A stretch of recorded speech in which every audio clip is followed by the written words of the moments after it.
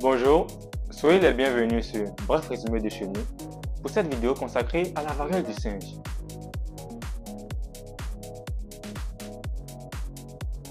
La variole du singe, également connue sous le nom de monkeypox, est une zoonose, c'est-à-dire que cette maladie se transmet naturellement des animaux vertébrés à l'homme. Elle est causée par un virus de la famille des Poxviridae.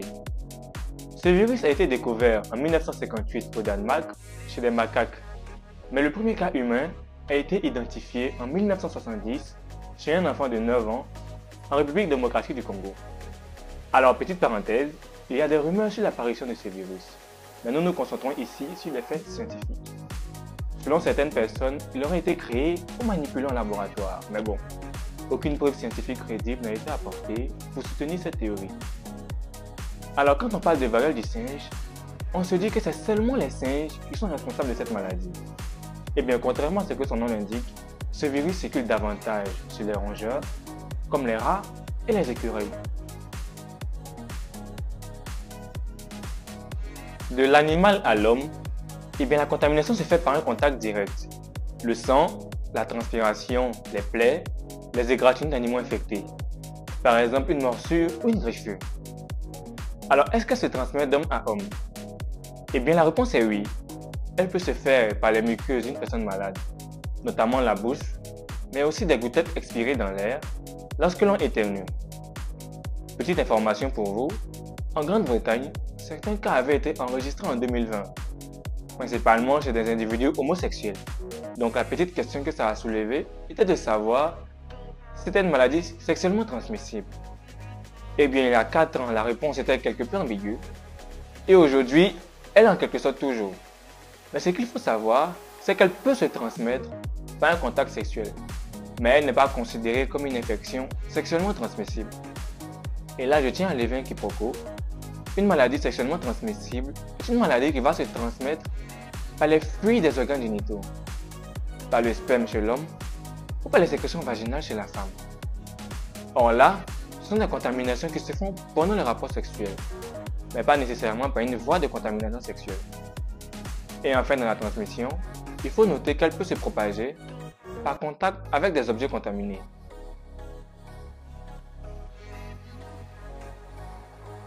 Il ressemble à ceux de la variole classique, mais un peu plus léger, après une période d'incubation qui peut aller de 5 à 21 jours.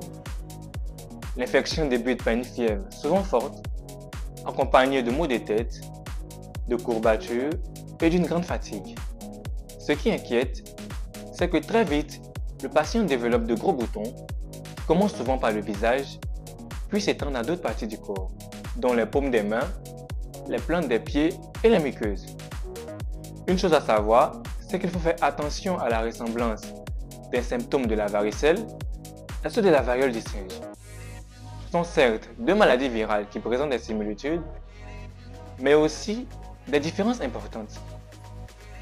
Les symptômes de la varicelle commencent généralement par une fièvre modérée, des maux de tête, une toux légère et un nez qui coule. Plus tard, des petites taches rouges apparaissent sur le visage et le tronc, accompagnées de démangeaisons. Quant à la variole du singe, elle débute par une fièvre supérieure à 38 degrés, des douleurs musculaires, de la fatigue et l'apparition de nombreux ganglions augmentés de volume et douloureux. Par la suite, une éruption cutanée étendue se manifeste. Bien sûr, ça reste quand même difficile de faire la différence, surtout en ces moments avec la variole du singe qui est présente.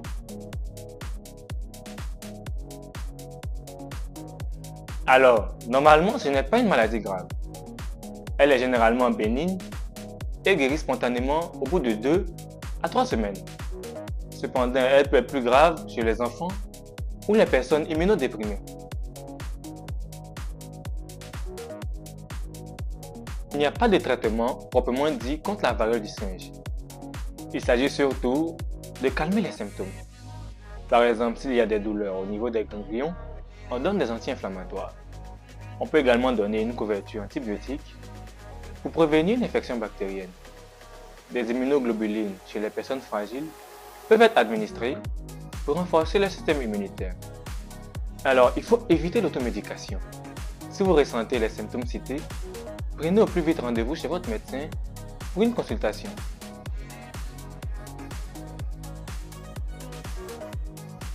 Alors, pour se protéger de la maladie, il va falloir éviter tout contact direct, c'est-à-dire avec des personnes infectées. Il faut avoir une bonne hygiène des mains, se les laver fréquemment avec de l'eau et du savon ou un désinfectant à base d'alcool. Il faut aussi désinfecter les surfaces contaminées ou suspectes.